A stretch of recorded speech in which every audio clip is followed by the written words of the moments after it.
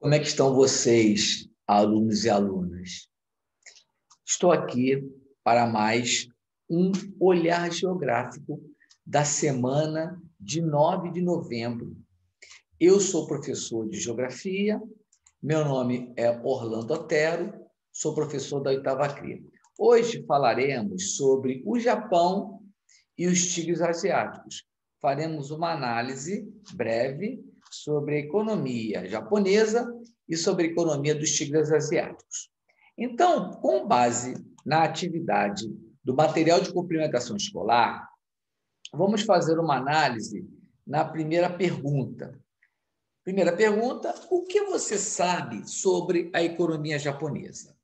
Então, o Japão é um país que concentra a produção e o consumo de tecnologias de ponta, ou seja, a área da informática, a área da robótica, a área das telecomunicações, a área da telefonia celular, a área da química, a área de navios, da construção de navios com alta tecnologia. Então, tecnologia de ponta, mantém elevada produção industrial, ou seja, é um país extremamente industrializado, eles vivem da atividade econômica industrial e comercial e movimenta grande parte das trocas comerciais mundiais, controlando os fluxos de capitais. Então, o Japão ele tem uma economia complexa. O Japão é o terceiro maior PIB do planeta Terra, só perdendo para os Estados Unidos, para a China e para o Japão. E boa parte desse produto interno bruto vem da atividade industrial. Segunda questão. A imagem ao lado apresenta os tigres asiáticos. Após ouvir em seu caderno, ouvir ao áudio em seu caderno, digo que são os tigres asiáticos e quando foram criados. Bem, os tigres asiáticos, vamos começar pela origem deles. Eles foram criados a partir de 1970. Algumas regiões da Ásia passaram a ser chamadas de tigres asiáticos, como, por exemplo, Taiwan, que é uma ilha que está em frente à China, no caso continental, Singapura, que é um país do Sudeste Asiático, que é mais ou menos do tamanho do Rio de Janeiro e Baixada Fluminense, é um país pequeno, é chamado cidade-estado, Coreia do Sul e Hong Kong, que já foi um território inglês que, a partir dos anos 2000, ele foi entregue ao domínio chinês. Então, essa é a origem dos tigres asiáticos. Tá? Mas por que recebe esse nome de tigres asiáticos? Porque esse animal é o animal símbolo da região. Porque esse animal, ele é um animal astuto, ele é um animal veloz e um animal com força. Então, praticamente naquela região, encontramos os vários tipos de tigres que vocês podem observar dentro do mundo animal. Por isso que recebe essa nomenclatura. Fazendo uma comparação de maneira básica, a arara azul ela pode ser representada como um animal símbolo do Brasil.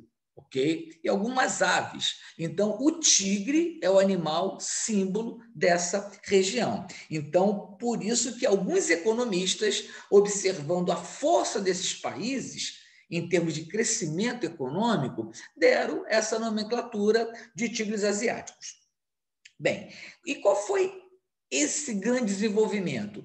Eles são plataformas de exportação. O que significa isso? Tá? Os países desenvolvidos, com a produção muito elevada e muito cara, estavam procurando locais para baratear o custo da produção.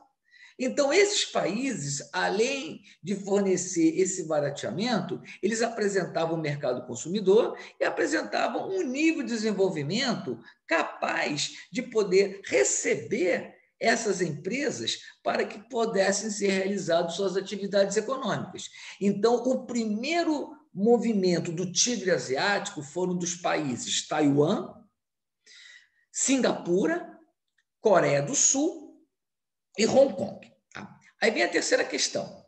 De acordo com a áudio-aula, em que contextos novos tigres asiáticos foram formados?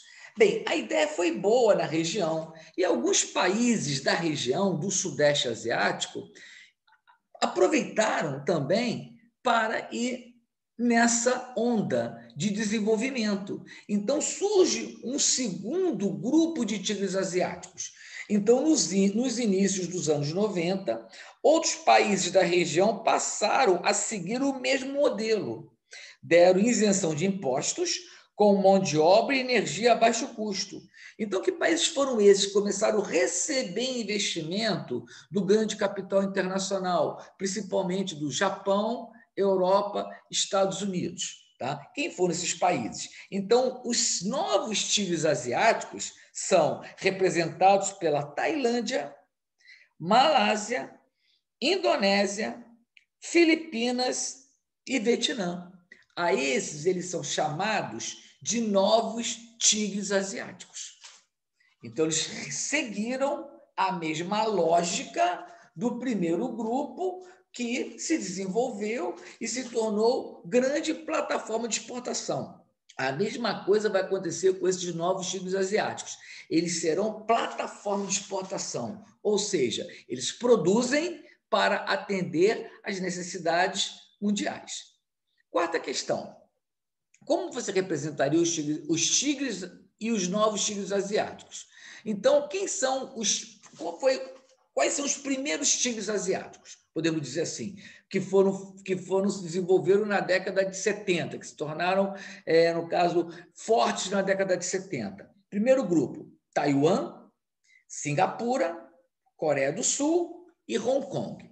E depois nós temos um segundo grupo, tá? Que são os novos tigres asiáticos, que são representados pela Tailândia, Malásia, Indonésia, Filipinas e Vietnã.